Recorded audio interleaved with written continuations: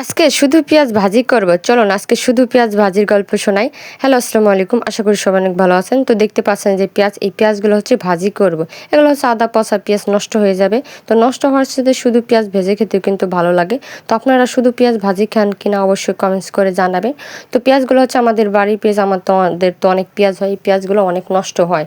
দেখা গেলো মাঠ থেকে নষ্ট হয় বা গাড়িতে করে আনায়, গাড়িতে ছেঁচা বা আমাদের পায়ের ছেঁচা হয়ে অনেক পেঁয়াজ নষ্ট হয়ে যায়। তো পচেও যায়। তো এই পেঁয়াজগুলো যেহেতু পচে যাচ্ছে, পচে যাওয়ার চেয়ে আমি যদি কেটে ছুলে ভিতরে যে ভালো অংশ থাকে আর যে নষ্টগুলো ওগুলো ফেলে দিয়ে শুধু ভালো অংশগুলো কেটে এগুলো হচ্ছে ভাজি করব। তো ভাজি করার জন্য যে আশপাশে আমাদের বাড়ির ভিতরে আর কি পচা পেঁয়াজগুলো ছিল, তো ওগুলো আজকে খুঁটে আনছে, খুঁটে এনে এগুলো হচ্ছে ভাজি করব। যেহেতু পেঁয়াজগুলো নষ্ট হয়ে যাবে, তার থেকে যদি আমরা কেটে কুটে ভালো পেঁয়াজগুলো রেখে যদি ভাজি করে খাই তাহলে আমাদের কি ভালো হবে না, নষ্ট করার থেকেও। তো এর জন্য আর কি এই পেঁয়াজগুলো হচ্ছে আমাদেরই না, আমাদের এলাকার আরও সবাই এরকম অনেক পেঁয়াজ নষ্ট হয়। তো এই পেঁয়াজগুলো হচ্ছে কারো দেওয়াও যায় না। যদি নষ্ট পেঁয়াজগুলো কারো দেই বলবে যে ভালো পেঁয়াজ দেয় না, দেখো নষ্ট পেঁয়াজ দিছে।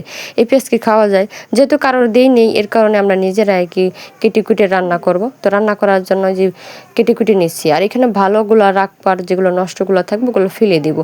এই যে বেশি বেশি পেঁয়াজগুলো কেটে নিলাম। তো এই পেঁয়াজগুলো ভাজি করার আগে ভালো করে ধুয়ে নেব। যেহেতু পচা পেঁয়াজ থাকে বা পচা পেঁয়াজ তো ফেলে দিয়েছি, ভালোর অংশ মাটি ময়লা টয়লা থাকতে পারে, এই জন্য ভালো করে কষলায় কষলায় এই যে ধুয়ে নিচ্ছি।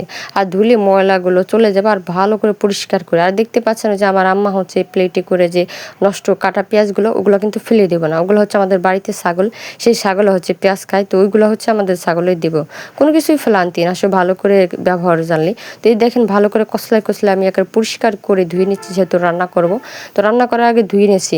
আর এই পেঁয়াজগুলো কিন্তু ভাজি করবো। আর এই পেঁয়াজ ভাজি কীভাবে করে অবশ্যই আপনারা দেখবেন। তো পেঁয়াজ ভাজি করব, তো আমার আম্মা হচ্ছে এর মধ্যে আবার কিছু আলু দিল।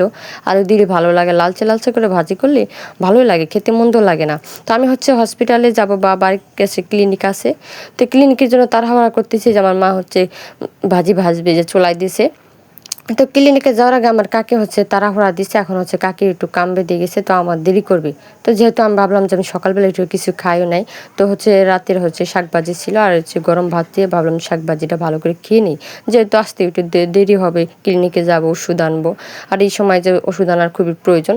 তো আমি চাচি, আমার ভাবি সবাই মিলে যাবো, তো এর জন্য আমি হচ্ছে বসে বসে চেয়ারের উপর আর কি বসে বসে খেয়ে নিতেছি তাড়াহুড়া করে।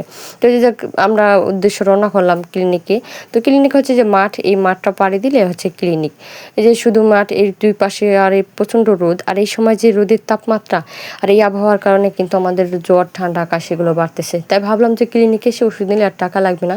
তো এত রোদের মধ্যে ক্লিনিকে এসে দেখি তালা মারা, মানে এত কষ্ট লাগলো। তারপরে পাশে এক দোকানদার আঙ্কেলে জিজ্ঞালাম যে আঙ্কেল আসে না কেন ডাক্তার? পরে বললো যে ক্লিনিকে ওষুধ নেয়। বলেন এই সময় যদি ওষুধ না থাকে তাহলে কেমন হয়? যাক, মন খারাপ করে চলে আসার পর একটা গাছে তেঁতুল পাইলাম, তো ভালো লাগলো। তো চলে আসলাম বাড়িতে আসার পরে দেখেন এই যে পেঁয়াজ ভাজি লাচে লাচে করে ভাজা হয়েছে, এটা দিয়ে ভাত খাবো।